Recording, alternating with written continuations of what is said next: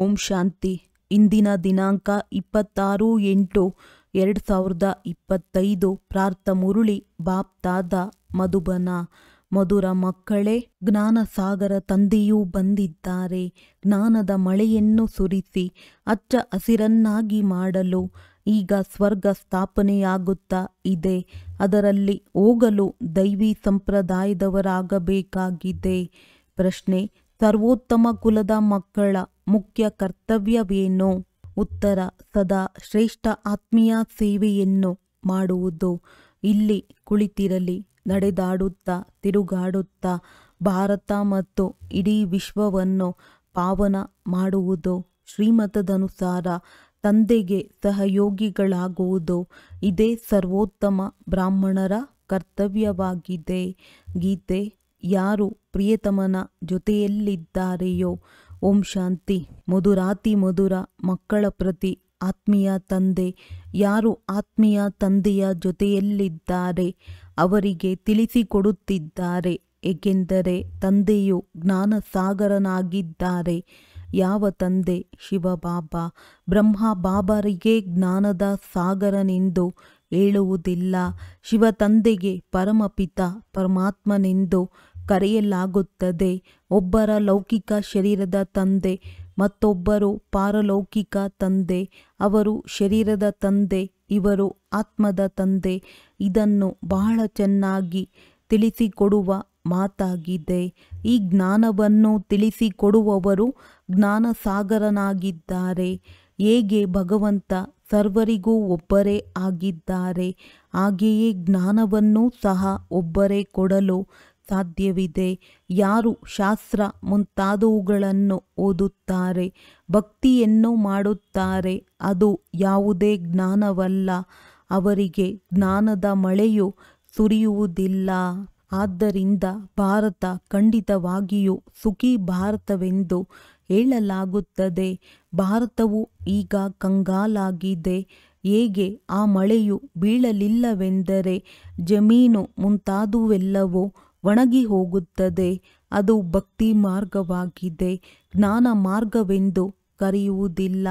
ಜ್ಞಾನದಿಂದ ಸ್ವರ್ಗವು ಸ್ಥಾಪನೆಯಾಗುತ್ತದೆ. ಅಲ್ಲಿ ಯಾವಾಗಲೂ ಭೂಮಿಯು ಹಚ್ಚ ಹಸಿರಿನಿಂದ ಕೂಡಿರುತ್ತದೆ, ಎಂದೂ ಒಣಗುವುದಿಲ್ಲ. ಇದು ಜ್ಞಾನದ ವಿದ್ಯೆಯಾಗಿದೆ.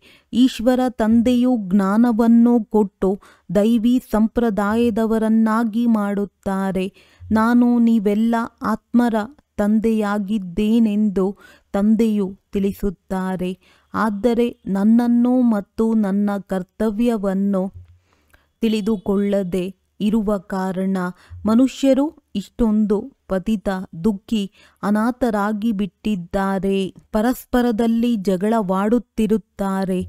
ಮನೆಯಲ್ಲಿ ತಂದೆ ಇಲ್ಲದಿದ್ದರೆ ಮಕ್ಕಳು ಒಡೆದಾಡುತ್ತಿದ್ದರೆ ನಿಮ್ಮ ತಂದೆ ಇಲ್ಲವೇನು ಎಂದು ಕೇಳುತ್ತಾರಲ್ಲವೇ?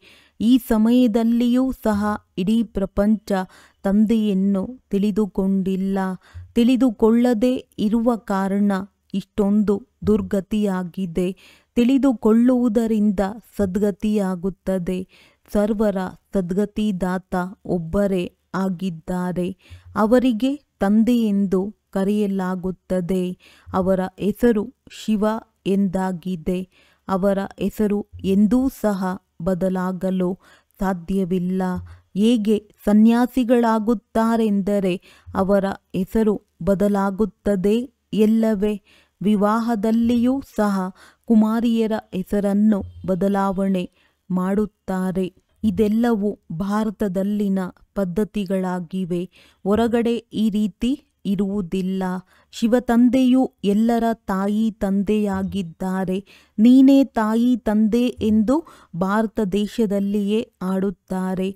ನಿಮ್ಮ ಕೃಪೆಯಿಂದ ಅಪಾರ ಸುಖವಿದೆ ಎಂದು ಹೇಳುತ್ತಾರೆ.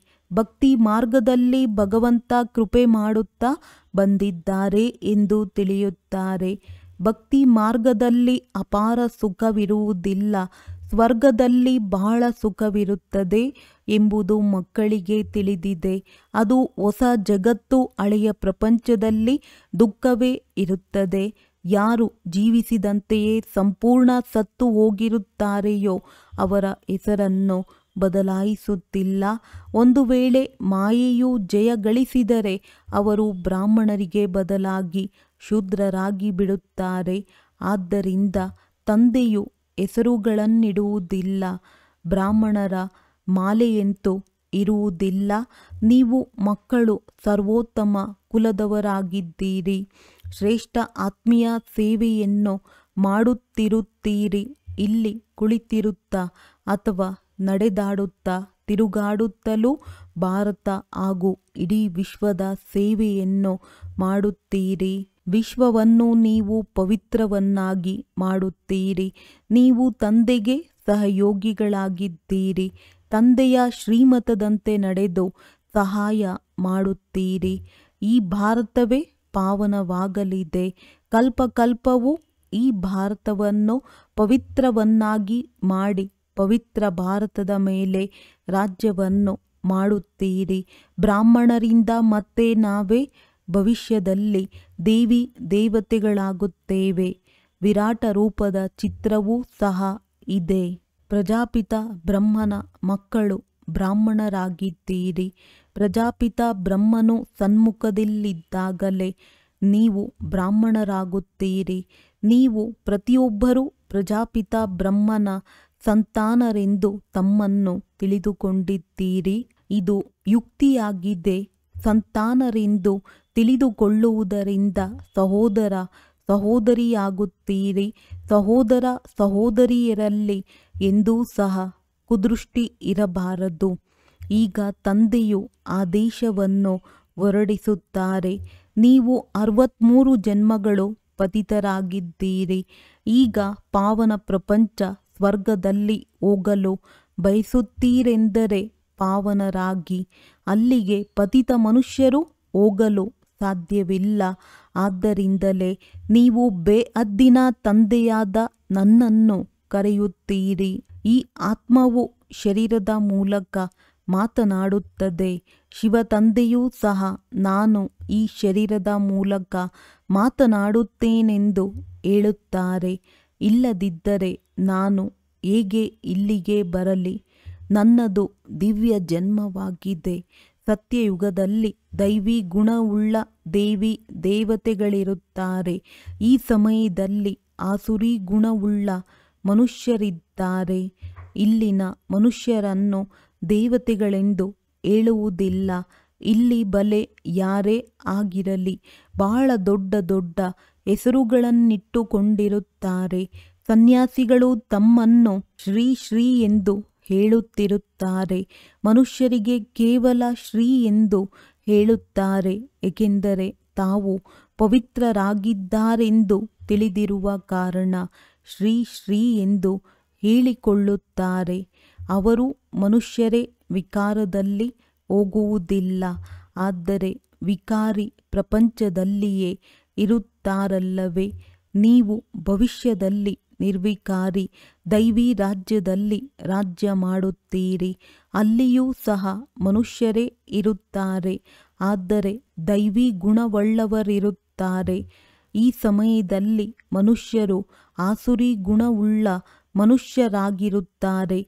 ಗುರುನಾನಕರು ಸಹ ಕೊಳಕಾದ ಬಟ್ಟೆಯನ್ನು ತೊಳೆದರು ಎಂದು ಹೇಳಿದ್ದಾರೆ. ಗುರುನಾನಕರು ಸಹ ತಂದೆಯ ಮಹಿಮೆಯನ್ನು ಮಾಡುತ್ತಾರೆ.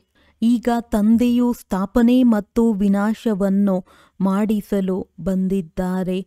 ಅನ್ಯ ಧರ್ಮ ಸ್ಥಾಪಕರುಗಳು ಕೇವಲ ಧರ್ಮ ಸ್ಥಾಪನೆಯನ್ನು ಮಾಡುತ್ತಾರೆ ಮತ್ತು ಅನೇಕ ಧರ್ಮಗಳ ವಿನಾಶವನ್ನೇನು ಮಾಡುವುದಿಲ್ಲ. ಅವರದ್ದು ವೃದ್ಧಿಯಾಗುತ್ತಾ ಹೋಗುತ್ತದೆ. ಈಗ ತಂದೆಯು ವೃದ್ಧಿಯಾಗುವುದನ್ನು ನಿಲ್ಲಿಸಿ ಬಿಡುತ್ತಾರೆ. ಒಂದು ಧರ್ಮದ ಸ್ಥಾಪನೆ ಮತ್ತು ಅನೇಕ ಧರ್ಮಗಳ ವಿನಾಶವನ್ನು ಮಾಡಿಸುತ್ತಾರೆ. ಡ್ರಾಮಾ ಅನುಸಾರ ಇದು ಆಗಲೇಬೇಕಾಗಿದೆ.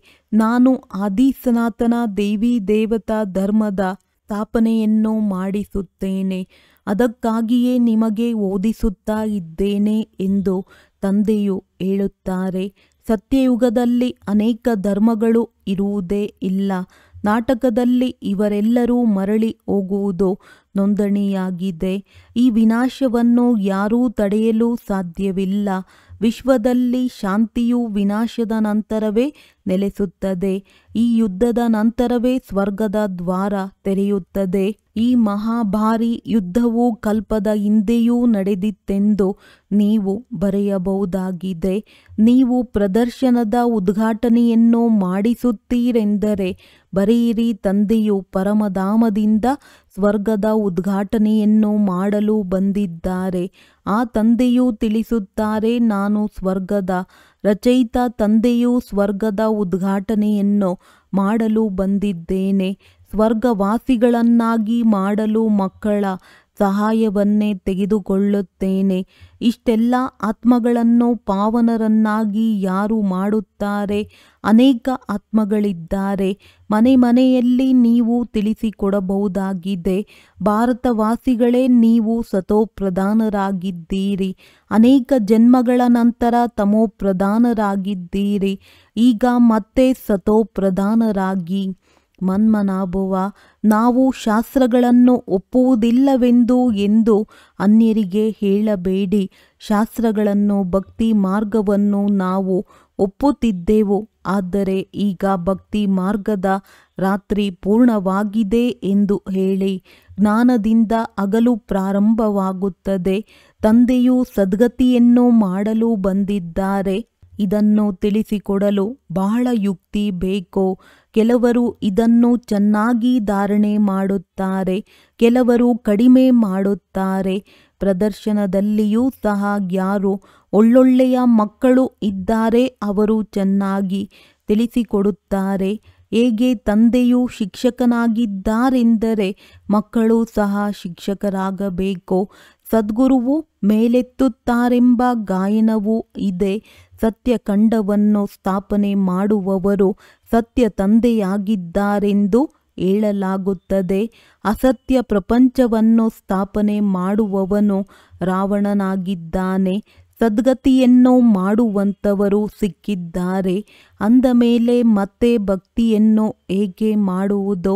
ಭಕ್ತಿಯನ್ನು ಕಲಿಸುವಂಥವರು ಅನೇಕ ಗುರುಗಳಿದ್ದಾರೆ. ಆದರೆ ಸದ್ಗುರುವಂತೂ ಒಬ್ಬರೇ ಆಗಿದ್ದಾರೆ. ಸದ್ಗುರು ಅಕಾಲ್ ಎಂದೂ ಸಹ ಹೇಳುತ್ತಾರೆ. ಆದರೂ ಅನೇಕ ಗುರುಗಳನ್ನು ಮಾಡಿಕೊಳ್ಳುತ್ತಿರುತ್ತಾರೆ. ಸನ್ಯಾಸಿ, ಉದಾಸಿ, ಅನೇಕ ಪ್ರಕಾರದ ಗುರುಜನರಿರುತ್ತಾರೆ. ಸಿಖ್ ಜನರು ಸದ್ಗುರು ಅಕಾಲ್ ಎಂದು ತಾವೇ ಹೇಳುತ್ತಾರೆ. ಎಂದರೆ ಯಾರನ್ನು ಸಾವು ಕಬ್ಬಳಿಸುವುದಿಲ್ಲ. ಮನುಷ್ಯರನ್ನು ಕಾಲ ಮೃತ್ಯು ಕಬ್ಬಳಿಸಿ ಬಿಡುತ್ತದೆ. ತಂದೆಯು ಮನ್ಮನಾಭವ ಎಂದು ಹೇಳುತ್ತಾರೆ. ಸಾಹೇಬನನ್ನು ಜಪಿಸಿದರೆ ಸುಖ ಸಿಗುತ್ತದೆ ಎಂಬುದು ಮುಖ್ಯ 2 ಶಬ್ದಗಳಾಗಿವೆ. ತಂದೆಯು ತಿಳಿಸುತ್ತಾರೆ, ನನ್ನನ್ನು ನೆನಪು ಮಾಡಿ ಸಾಹೇಬನನ್ನು ಜಪಿಸಿ. ಸಾಹೇಬನಂತೂ ಒಬ್ಬರೇ ಇದ್ದಾರೆ. ಗುರುನಾನಕರು ಸಹ ಅವರ ಕಡೆಯೇ ಕೈಯನ್ನು ತೋರಿಸಿ ಅವರನ್ನು ಜಪಿಸಿ ಎಂದು ಸೂಚಿಸಿದ್ದಾರೆ.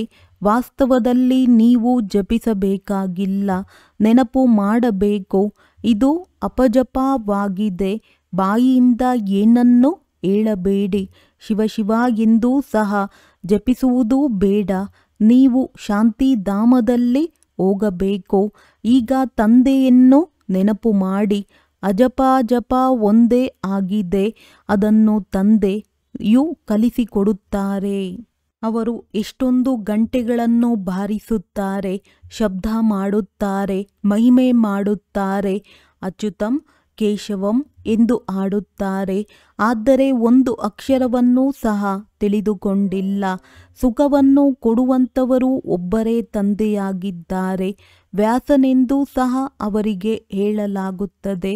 ಅವರಲ್ಲಿರುವ ಜ್ಞಾನವನ್ನು ಕೊಡುತ್ತಾರೆ, ಸುಖವನ್ನೂ ಸಹ ಅವರೇ ಕೊಡುತ್ತಾರೆ. ಈಗ ನಮ್ಮದು ಏರುವ ಕಲೆಯಾಗಿದೆ ಎಂದು ಮಕ್ಕಳು ತಿಳಿದುಕೊಂಡಿದ್ದೀರಿ. ಏಣಿಯಲ್ಲಿ ಕಲೆಯನ್ನೂ ಸಹ ತೋರಿಸಿದ್ದಾರೆ. ಈ ಸಮಯದಲ್ಲಿ ಯಾವುದೇ ಕಲೆ ಇಲ್ಲ. ನಾನು ನಿರ್ಗುಣಿ, ನನ್ನಲ್ಲಿ ಯಾವುದೇ ಕಲೆ ಇಲ್ಲ. ಒಂದು ನಿರ್ಗುಣ ಸಂಸ್ಥೆಯೂ ಸಹ ಇದೆ. ಬಾಲಕರು ಮಹಾತ್ಮನ ಸಮಾನ ಎಂದು ಹೇಳಲಾಗುತ್ತದೆ. ಅವರಲ್ಲಿ ಯಾವುದೇ ಅವಗುಣವಿರುವುದಿಲ್ಲ. ಅವರ ಹೆಸರನ್ನು ನಿರ್ಗುಣ ಬಾಲಕನೆಂದು ಇಟ್ಟು ಬಿಡುತ್ತಾರೆ. ಒಂದು ವೇಳೆ ಬಾಲಕನಲ್ಲಿ ಗುಣವಿಲ್ಲವೆಂದರೆ ತಂದೆಯಲ್ಲಿಯೂ ಸಹ ಇರುವುದಿಲ್ಲ. ಮತ್ತೊಂದು ಅವಗುಣ ವಿಷಯ ಸಾಗರದಲ್ಲಿ ಮುಳುಗುವುದು ಅರ್ಧಕಲ್ಪ. ನೀವು ಮತ್ತೊಂದು ಅವಗುಣ ವಿಷಯ ಸಾಗರದಲ್ಲಿ ಮುಳುಗುವುದು ಅರ್ಧಕಲ್ಪ. ನೀವು ಮುಳುಗುತ್ತಲೇ ಬಂದಿದ್ದೀರೆಂದು ತಂದೆಯು ಹೇಳುತ್ತಾರೆ. ಈಗ ಜ್ಞಾನ ಸಾಗರ ತಂದೆಯು ನಿಮ್ಮನ್ನು ಶಿರಸಾಗರದಲ್ಲಿ ಕರೆದುಕೊಂಡು ಹೋಗುತ್ತೇನೆ. ನಾನು ಶಿರಸಾಗರದಲ್ಲಿ ಹೋಗಲು ನಿಮಗೆ ಶಿಕ್ಷಣವನ್ನು ಕೊಡುತ್ತೇನೆ. ಇವರ ಆತ್ಮದ ಪಕ್ಕದಲ್ಲಿಯೇ ನಾನು ಬಂದು ಕುಳಿತುಕೊಳ್ಳುತ್ತೇನೆ. ನಾನು ಸ್ವತಂತ್ರನಾಗಿದ್ದೇನೆ. ನಾನು ಎಲ್ಲಿಗೆ ಬೇಕಾದರೂ ಹೋಗಿ ಬರಲು ಸಾಧ್ಯವಿದೆ. ನೀವು ಪಿತೃಗಳಿಗೆ ತಿನ್ನಿಸುತ್ತೀರೆಂದರೆ ಆತ್ಮನಿಗೆ ತಿನ್ನಿಸುತ್ತೀರಲ್ಲವೇ? ಶರೀರವಂತೂ ಭಸ್ಮವಾಗುತ್ತದೆ, ಅದನ್ನು ನೋಡಲು ಸಾಧ್ಯವಿಲ್ಲ. ಇವರ ಆತ್ಮದ ಶ್ರಾದ್ದವೆಂದು ಹೇಳುತ್ತಾರೆ. ಆತ್ಮನನ್ನು ಕರೆಯಲಾಗುತ್ತದೆ. ಇದು ಸಹ ಡ್ರಾಮಾದಲ್ಲಿ ಪಾತ್ರವಿದೆ. ಆತ್ಮನನ್ನು ಕರೆಯಲಾಗುತ್ತದೆ. ಇದು ಸಹ ಡ್ರಾಮಾದಲ್ಲಿ ಪಾತ್ರವಿದೆ. ಕೆಲವೊಮ್ಮೆ ಬರುತ್ತದೆ, ಕೆಲವೊಮ್ಮೆ ಬರುವುದೇ ಇಲ್ಲ. ಕೆಲವರು ಮಾತನಾಡುತ್ತಾರೆ, ಕೇಳುತ್ತಾರೆ, ಕೆಲವರು ಏನನ್ನು ಹೇಳುವುದಿಲ್ಲ. ಇಲ್ಲಿಯೂ ಸಹ ಆತ್ಮನನ್ನು ಕರೆಸಲಾಗುತ್ತದೆ. ಅದು ಬಂದು ಮಾತನಾಡುತ್ತದೆ. ಆದರೆ ಇಂತಹ ಜಾಗದಲ್ಲಿ ಜನ್ಮವನ್ನು ತೆಗೆದುಕೊಂಡಿದ್ದೇನೆ. ನಾವು ಬಹಳ ಸುಖಿಯಾಗಿದ್ದೇವೆ, ಒಳ್ಳೆಯ ಮನೆಯಲ್ಲಿ ಜನ್ಮವನ್ನು ತೆಗೆದುಕೊಂಡಿದ್ದೇವೆ ಎಂದು ಕೇವಲ ಇಷ್ಟನ್ನು ಹೇಳುತ್ತಾರೆ. ಒಳ್ಳೆಯ ಜ್ಞಾನವುಳ್ಳ ಮಕ್ಕಳು ಒಳ್ಳೆಯ ಮನೆಯಲ್ಲಿಯೇ ಹೋಗುತ್ತಾರೆ. ಕಡಿಮೆ ಜ್ಞಾನವುಳ್ಳ ಮಕ್ಕಳು ಕಡಿಮೆ ಪದವಿಯನ್ನು ಪಡೆಯುತ್ತಾರೆ. ಸುಖವಂತೂ ಇರುತ್ತದೆ. ರಾಜರಾಗುವುದು ಒಳ್ಳೆಯದೋ ದಾಸಿಯಾಗುವುದು ಒಳ್ಳೆಯದೋ? ರಾಜರಾಗಬೇಕೆಂದರೆ ವಿದ್ಯೆಯನ್ನು ಓದುವುದರಲ್ಲಿ ತೊಡಗಿ. ಪ್ರಪಂಚವು ಬಹಳ ಕೊಳಕಾಗಿದೆ. ಪ್ರಪಂಚದ ಸಂಘವನ್ನು ಕೆಟ್ಟ ಸಂಘವೆಂದು ಹೇಳಲಾಗುತ್ತದೆ. ಒಂದೇ ಸತ್ಯ ಸಂಘವು ಪಾರು ಮಾಡುತ್ತದೆ, ಉಳಿದೆಲ್ಲವೂ ಮುಳುಗಿಸಿಬಿಡುತ್ತದೆ. ತಂದೆಯು ಎಲ್ಲರ ಜನ್ಮ ಪ್ರತಿಯನ್ನು ತಿಳಿದುಕೊಂಡಿದ್ದಾರಲ್ಲವೇ? ಇದು ಪಾಪದ ಪ್ರಪಂಚವಾಗಿದೆ. ಆದ್ದರಿಂದಲೇ ಇಲ್ಲಿಂದ ಎಲ್ಲಿಯಾದರೂ ಕರೆದುಕೊಂಡು ಹೋಗು ಎಂದು ಕರೆಯುತ್ತಾರೆ. ತಂದೆಯು ತಿಳಿಸುತ್ತಾರೆ, ಮಧುರಾತಿ ಮಧುರ ಮಕ್ಕಳೇ, ನನ್ನವರಾಗಿ ಮತ್ತು ನನ್ನ ಮತದಂತೆ ನಡೆಯಿರಿ. ಇದು ಬಹಳ ಕೊಳಕು ಪ್ರಪಂಚ. ಅವ್ಯವಹಾರವಿದೆ. ಲಕ್ಷಾಂತರ ಕೋಟ್ಯಾಂತರ ರೂಪಾಯಿಗಳ ಮೋಸವಾಗುತ್ತದೆ. ತಂದೆಯು ಮಕ್ಕಳನ್ನು ಸ್ವರ್ಗಕ್ಕೆ ಮಾಲೀಕರನ್ನಾಗಿ ಮಾಡಲು ಬಂದಿದ್ದಾರೆ ಅಂದಾಗ ಅಪಾರವಾದ ಖುಷಿಯಾಗಬೇಕಲ್ಲವೇ? ವಾಸ್ತವದಲ್ಲಿ ಇದು ಸತ್ಯವಾದ ಗೀತೆಯಾಗಿದೆ. ನಂತರ ಈ ಜ್ಞಾನವು ಪ್ರಾಯಲೋಪವಾಗುತ್ತದೆ. ಈಗ ನಿಮಗೆ ಜ್ಞಾನವಿದೆ. ಮತ್ತೊಂದು ಜನ್ಮವನ್ನು ತೆಗೆದುಕೊಂಡರೆ ಜ್ಞಾನವು ಸಮಾಪ್ತಿಯಾಗಿ ಬಿಡುತ್ತದೆ. ನಂತರ ಪ್ರಾರಬ್ಧ ನಿಮ್ಮನ್ನು ಪುರುಷೋತ್ತಮರನ್ನಾಗಿ ಮಾಡಲು ತಂದೆಯು ಓದಿಸುತ್ತಾರೆ. ಈಗ ನೀವು ತಂದೆಯನ್ನು ತಿಳಿದುಕೊಂಡಿದ್ದೀರಿ. ಈಗ ಅಮರನಾಥದ ಯಾತ್ರೆ ಇರುತ್ತದೆ. ಅವರಿಗೆ ತಿಳಿಸಿ, ಯಾರನ್ನು ಸೂಕ್ಷ್ಮ ವತನದಲ್ಲಿ ತೋರಿಸುತ್ತೀರಿ? ಅವರು ಶಂಕರ ಈ ಸ್ಥೂಲ ವತನದಲ್ಲಿ ಎಲ್ಲಿಂದ ಬಂದರು? ಬೆಟ್ಟಗಳೆಲ್ಲವೂ ಇಲ್ಲಿಯೇ ಇರುತ್ತದೆ ಎಲ್ಲವೇ? ಅಲ್ಲಿ ಪತಿತರು ಇರಲು ಹೇಗೆ ಸಾಧ್ಯ? ಯಾರು ಪಾರ್ವತಿಗೆ ಜ್ಞಾನವನ್ನು ಕೊಡುತ್ತಾರೆ? ಮಂಜುಗಡ್ಡೆಯಿಂದ ಲಿಂಗವನ್ನು ಕೈಯಿಂದಲೇ ಮಾಡುತ್ತಾರೆ. ಅದನ್ನು ಎಲ್ಲಿ ಬೇಕಾದರೂ ಮಾಡಬಹುದಾಗಿದೆ. ಮನುಷ್ಯರು ಎಷ್ಟೊಂದು ಪೆಟ್ಟು ತಿನ್ನುತ್ತಾರೆ. ಪಾವನಳಾಗಲು ಶಂಕರನ ಬಳಿ ಪಾರ್ವತಿ ಎಲ್ಲಿಂದ ಬಂದಳು ಎಂಬುದು ತಿಳಿದಿಲ್ಲ. ಶಂಕರ ಪರಮಾತ್ಮನಲ್ಲ, ಅವರು ದೇವತೆಯಾಗಿದ್ದಾರೆ. ಮನುಷ್ಯರಿಗೆ ಎಷ್ಟೊಂದು ತಿಳಿಸಿಕೊಡಲಾಗುತ್ತದೆ, ಆದರೂ ಸಹ ತಿಳಿದುಕೊಳ್ಳುವುದಿಲ್ಲ. ಪಾರಸ ಬುದ್ಧಿಯುಳ್ಳವರಾಗಲು ಸಾಧ್ಯವಿಲ್ಲ. ಪ್ರದರ್ಶನಿಯಲ್ಲಿ ಎಷ್ಟು ಜನರು ಬರುತ್ತಾರೆ, ಜ್ಞಾನವು ಬಹಳ ಚೆನ್ನಾಗಿದೆ ಎಂದು ಹೇಳುತ್ತಾರೆ. ಎಲ್ಲರೂ ಪಡೆದುಕೊಳ್ಳಬೇಕು ಎಂದು ಹೇಳುತ್ತಾರೆ. ಆಗ ನೀವು ತೆಗೆದುಕೊಳ್ಳಿರಿ ಎಂದು ಹೇಳಿದರೆ ನಮಗೆ ಸಮಯವಿಲ್ಲವೆಂದು ಹೇಳುತ್ತಾರೆ. ಪ್ರದರ್ಶನಿಯಲ್ಲಿ ಈ ಯುದ್ಧಕ್ಕೆ ಮೊದಲೇ ತಂದೆಯು ಸ್ವರ್ಗದ ಉದ್ಘಾಟನೆಯನ್ನು ಮಾಡುತ್ತಿದ್ದಾರೆ ಎಂಬುದನ್ನು ಬರೆಯಬೇಕು. ವಿನಾಶದ ನಂತರ ಸ್ವರ್ಗದ ಬಾಗಿಲು ತೆರೆಯಲ್ಪಡುತ್ತದೆ.